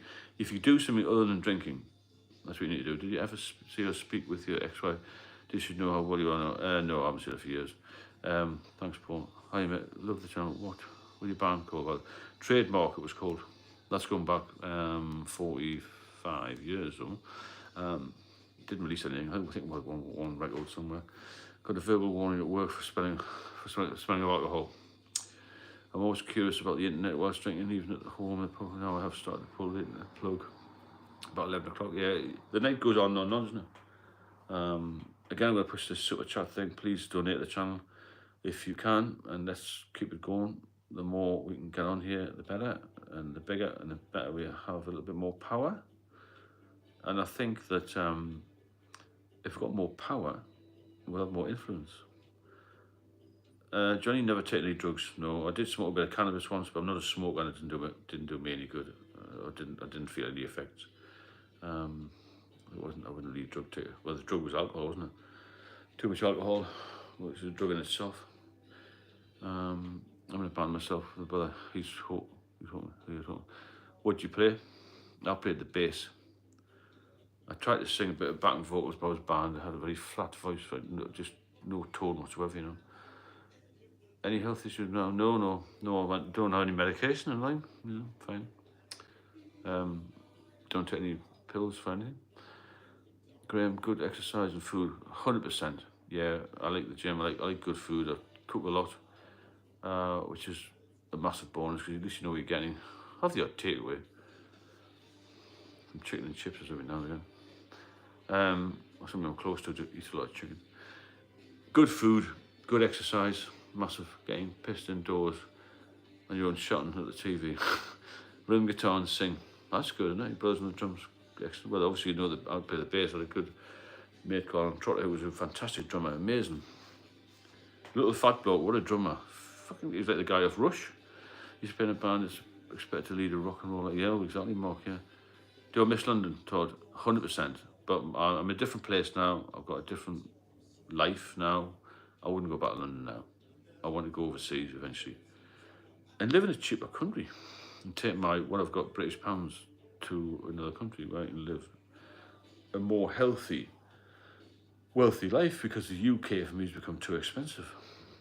I can still live here, but I've been overseas 3 times in this year in Europe, and we've found much cheaper. No, I never saw Sting play in Newcastle, but I did get taught classical guitar by a guy who used to know Sting, and very strangely, my ex-wife's dad was Sting's headmaster when Sting was a teacher, which was a funny link. And he used to play in a pub called the Gosforth Hotel, which is about half a mile from where I'm sitting now. There's a lot of links there with Sting. But I did copy his style of bass playing, and I tried to sing like him, but I couldn't sing. But I did get very good at the bass. I actually taught bass when I was a teenager. I'm famous in my area. One of my students had 10 million plays. That's fantastic. Yeah, I mean, yesterday in the house, don't like going out. Yeah, a lot of people won't go out. A lot of people just drink in the house. I was a bit of both. It was hard not being tempted by the booze when you were on call. No, you just got to be strong with that. You know, sometimes you got to think, well, you know, you got to bring the money in to pay the bills, haven't you? It was when I retired that it hit me, because I returned to the Northeast and I was a bit depressed about all that. Marriage had broken down, which was good. I was pleased the marriage went downhill. I wasn't happy about it. I was pleased to be free. I was pleased to be retired. And then I felt a bit like, what am I going to do now? And I started drinking more. And, you know, it's like you go to the pub and you meet very similar people who've also retired. And then I think, what am I going to do now? And you get into a group of people who you meet every day, and all you do is drink. If you don't eat and drink, what else is there to do? You know, you just eat and drink. Unless you go to the gym. I had 8 years off it when I got fit again. It was a long time I didn't very little other than just eat and drink, really. No, I had a little bit rank, Luke, but I'm not going to how high or how low. But I wasn't a PC. I was a PC for 4 years and then got promoted quite quick. I was very interested in the job. I was very highly motivated. I'm highly motivated now. Now I've stopped drinking. I've got all that back. And I'll make this channel massive. And I'll make it massive for you and with you, because I know there's some good people here. Mick was a scout who studied in Sunderland and saw Sting before he was famous. Really? That's good, isn't it? Yeah. Sunderland's a strange place. I've been there for years. It's not far from Newcastle, about 15 miles away. Massive rivalry with football, obviously. But Sting was a big... I did see him once when I ran the Great North Run. I came up from London to run the Great North Run. He actually was the starter. Thanks, Chris. I appreciate that. Just earlier, if you want to support the channel, then please hit the super thanks. I'm trying to grow this as big as possible, as quick as possible. I'm very impatient, you know. I don't know if you've gathered that. Probably because of the speed I talk. I'm trying to slow down. Because what I've said tonight, most people would have probably dragged out for 15 days. We've covered a lot of subjects, you know, but I want to do this every night. Every day, you'll pick up some more. We'll pick up things from each other, and we'll help each other. And that's the way forward, I think, isn't it? To come on and just speak about what you want. I started drinking my teens because I had no confidence. Catherine, that was exactly the same as me. Chris, live in London. I've been so for 4 years, ran into friends. Really, Kingsley Street? Well, that's where the Red Lion is, behind Hamleys. Yeah, Newcastle Sun, massive derbies. Kingsley Street is where I used to drink. The Red Lion is still there. It's Samuel Smith's pub. It's about halfway along Kingsley Street, behind Hamleys, where they do the deliveries. That's how well I know it. Same me in nightclubs. I didn't do any nightclubs.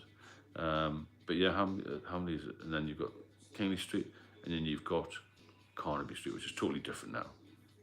And I think you've got Kingsley Mews or something. Went into the Red Lion, which you mentioned, got hammered with him in there. Did they have that Eingebrau, Chris? The German beer. It's just a tiny little pub, isn't it?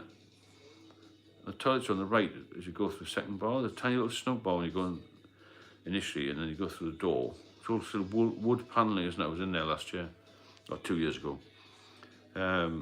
Wood panelling, Aussie barman and Aussie and New Zealand stuff they used to employ a lot of.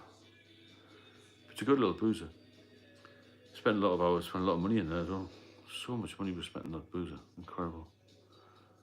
Absolutely crazy when I look back. Love the Lamb and Flag. Oh yeah, been there as well. I've been to all the boozers in the West End of London. 'Cause that's my area for policing, you see. So glad I don't do that anymore. Yeah, Chris, you're better off out of the boozer. It's not good for you. We're all better off. We're all better out of it, aren't we? We're all better away from it. It doesn't do us any good at all in the long run, or even the short term. I don't need to drink every day, but when I start, I can stop. Catherine, that's typical. What I'm trying to get over here, you know, we're all like that in a way. Might cut down a little bit. Once you go on a heavy session, then you're snookered, aren't you? Some people can come off for a couple of days and then bang, they're back on again. No matter what way you're doing it, you're going to harm yourself. Somebody's asking whether binge drinking is an alcoholic. It's another form of heavy drinking, problem drinking. Whether it's alcoholism, I'm not quite sure. But we've done 100 minutes now. Yeah, a meetup sounds a great idea, isn't it? Yeah. What area are you from, DD?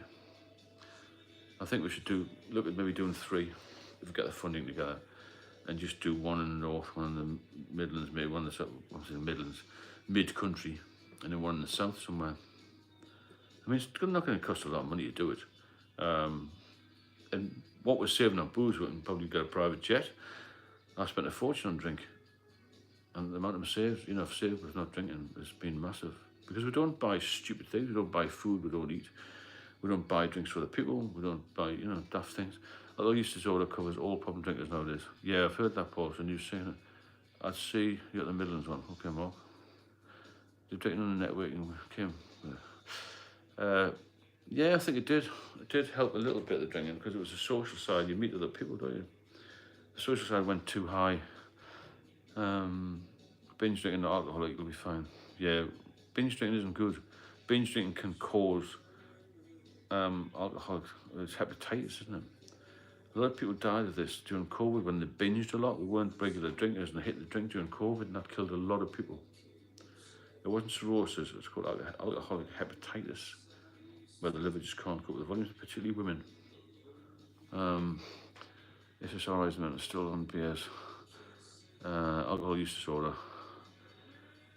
Yeah, I think that's right. I think alcohol use disorder is better than alcoholic. I think that's what the NHS are now trying to bring in as a new sort of phrase, really. Do you think people who give up booze tend to gravitate towards addiction? No, I didn't, personally. I think you overcompensate with the health. I think you do try and get fitter, try and eat better, because you're not drinking, you're not harming yourself. You give yourself a reward of getting fit. A disease in the mind, yes, I hate the word. Yeah, let's try alcohol use disorder then. AUD. Right, I remember that. If I get it wrong, tell me. I killed my best mate, Steve, alcoholic hepatitis. He was 55. It's drinking too much, isn't it, Paul? Quick succession, but like in a short time. Alcoholic hepatitis was a big killer during COVID. And that's what's killing a lot of youngsters now. Alcoholic hepatitis, not cirrhosis. Cirrhosis takes years to develop. It's a disease of the late 50s, early 60s in age. And the stuff they're dying from now is a totally different type of damage. But there is some cirrhosis coming through at age 30 and 40 because of the strength of what the people are drinking, But it's all nasty stuff, isn't it? There's not a good chemical to be thrown down your neck. The best net would say you have to stop drinking as soon as non-smoker would say. Yeah, you've got to stop. You can't just cut down. You have to stop. If you're like me, you can't just cut down. Stopping is the only way. It's the only way to get your life back, to improve your life. Right, we're at 103 minutes. We'll go 105 minutes. So we'll get a few more super chats in there and keep the support going well before we're doing that one night. Did anyone suss you out as a couple of whilst drinking in the West End? Oh, lots of people, yeah, we all knew each other. I've had problems in the pub. But the West End of London is a nice place to work. There's no real grief in there.